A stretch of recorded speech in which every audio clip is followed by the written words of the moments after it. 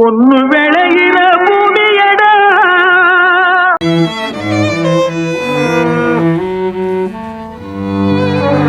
டென்மார்க்கில் இருக்கிற மாடுகள் கறவை மாடுகள் பால் கறக்கிறாங்க.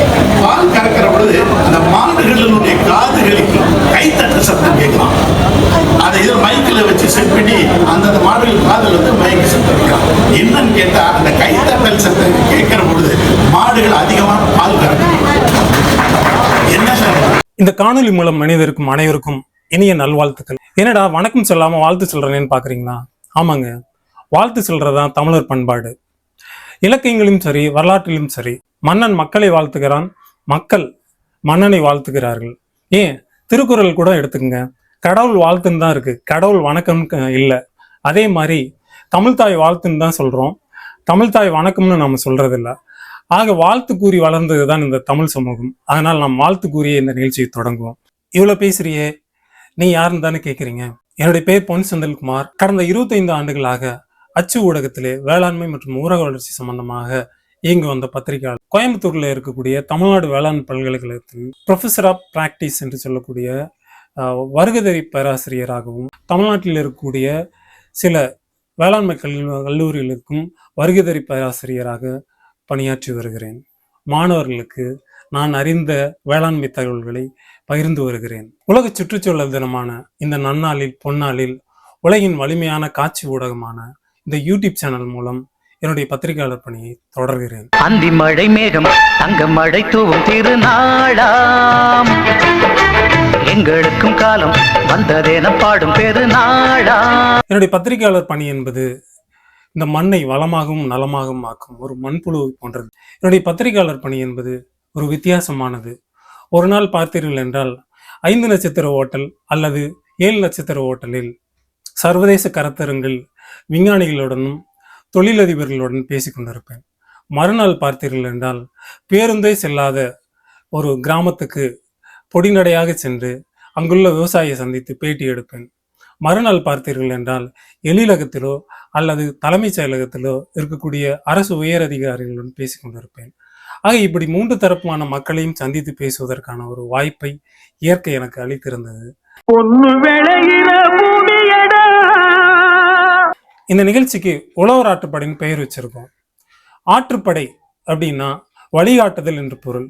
இந்த சொல் 3000 ஆண்டுகளுக்கு முன்னாடியே தமிழ் இலக்கியத்துல பயன்படுத்தப்பட்டிருக்கு. ஆமாங்க, தொல்காப்பியத்துல ஆற்றுப்படை நூல் சம்பந்தமான தகவல்கள் இருக்கு.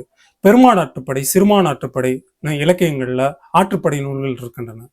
ஆற்றுப்படை அப்படின்னா பரிசில் பெற்று வந்த ஒரு புலவனோ அல்லது ஒரு பாணனோ அந்த நாட்டினுடைய பரிசில் அளித்த மன்னனுடைய புகழை பற்றியும் அந்த நாட்டுக்கு செல்லும் வழியை பற்றியும் ஒரு வழிகாட்டுவதுதான் ஆற்றுப்படை நூல். அதுபோலத்தான் இந்த உழவர் ஆற்றுப்படை நிகழ்ச்சி என்பது உழவர்களுக்கு இயற்கை வேளாண்மையை லாபகரமாக செய்வதற்கு வழிகாட்டக்கூடிய ஒரு நிகழ்ச்சி ஆகும்.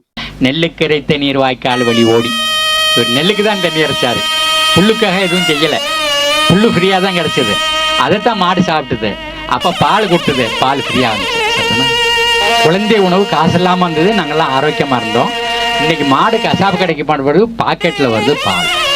தமிழ் மொழியில மாடு என்ற சொல்லுக்கு செல்வம் என்று பொருள். இதை உண்மை என்று உணர்த்தும் வகையில மத்திய அரசினுடைய தேசிய வேளாண்மை மற்றும் பொருளாதாரத்துக்கான ஆய்வு மையம் ஒரு அறிக்கையை வெளியிட்டிருக்காங்க.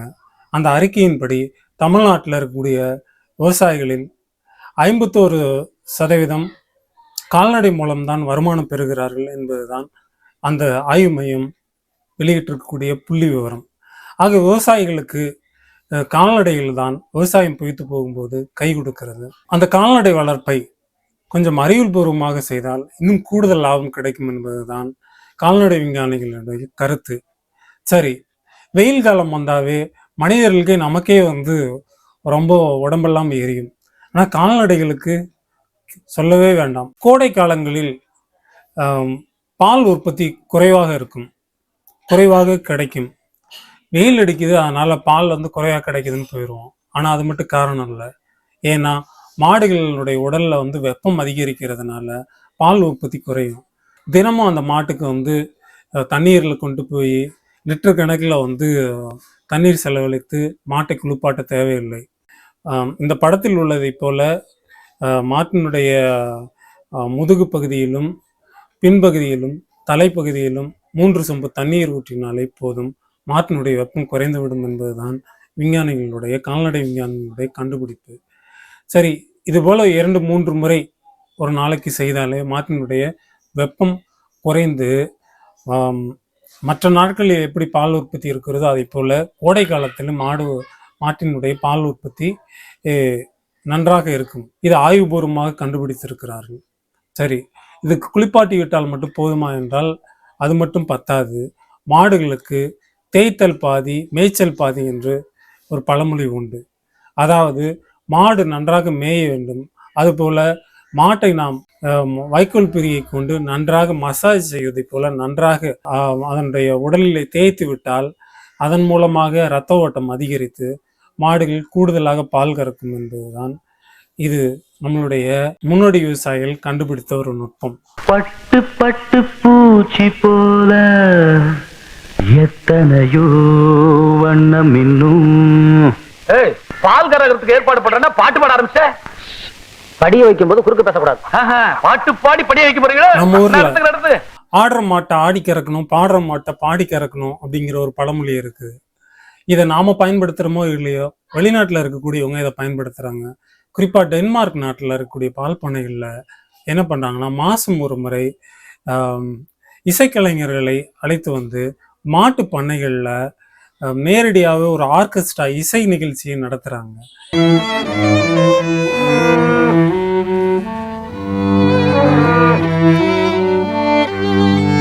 இசையை காதுகள் வழியாக கேட்கும் மாடுகள் கூடுதலாக பால் கறக்கிறது என்று இந்த மாட்டு பண்ணையாளர்கள் சொல்கிறார்கள். டென்மார்க் நாட்டுக்கு சென்று வந்த திமுகவினுடைய பாராளுமன்ற உறுப்பினர் ஜெகத் ரக்ஷகன் அங்க இருக்கக்கூடிய மாடுகளுக்கு கைத்தட்டல் ஓசையை ஒலிக்க விடுகிறார்கள். இதன் மூலம் மாடுகள் கூடுதலாக பால் கறக்கின்றன என்கிறார்கள். இதுல சமீபத்தில் டென்மார்க்கில் இருக்கிற மாடுகள் கறவை மாடுகள் பால் கறக்கிற பொழுது அந்த மாடுகளினுடைய காதுகளுக்கு கைத்தட்டல் சத்தம் கேட்கலாம். அதை இதில் மைக்கில் வச்சு செட் பண்ணி அந்தந்த மாடுகள் காதில் வந்து மைக்கு சத்தம் வைக்கலாம்.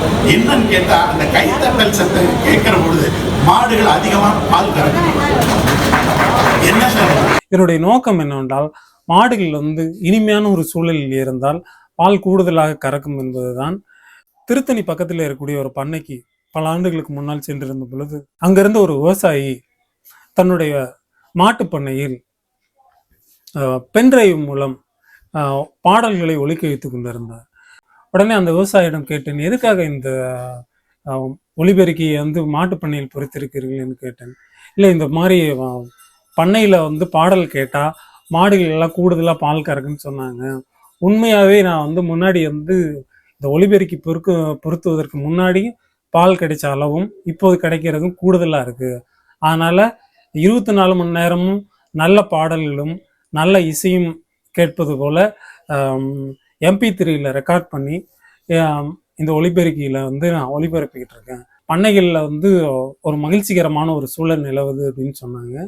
குறிப்பாக ஒரு மாட்டு பண்ணையை சுத்தமாக வைத்து கொண்டாலே மாடுகள் கூடுதலாக பால் கறக்கும் என்பதுதான் கால்நடை விஞ்ஞானம் கூறும் அறிவியல். ஆம், ஒரு மாட்டை கொசு மொய்க்காமல் இருந்தாலே, கொசு கடிக்காமல் இருந்தாலே மாட்டினுடைய பால் கூடுதலாக கிடைக்கும் என்பதுதான் அனுபவ விவசாயிகளுடைய கருத்து. நானே ஒரு பண்ணையில் பார்த்திருக்கிறேன். ஒரு பண்ணை சென்னை அருகில் இருக்கக்கூடிய ஒரு பண்ணைக்கு செல்லும் பொழுது ஒரு கால்நடை மருத்துவரிடம் சென்ற பொழுது அந்த பண்ணையில் இருந்த விவசாயி, என்னுடைய மாடு வந்து நல்லா தீனி கொடுக்குறேன், மாடு நல்லா தான் இருக்குது, ஆரோக்கியமாக இருக்குது, ஆனால் பால் அளவு குறைவாக இருக்குது அப்படின்னு சொன்னார்.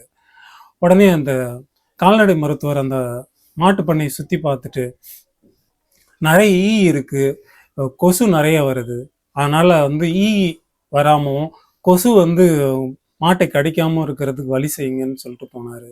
அதுக்கப்புறம் அந்த விவசாயி ஒரு மாதம் கழித்து கொசு ஈக்கெல்லாம் இல்லாமல் சரி பண்ணார். அடுத்து 1 மாதம் கழித்து போய் பார்க்கும்போது அந்த விவசாய முகத்தில் ரொம்ப மகிழ்ச்சி.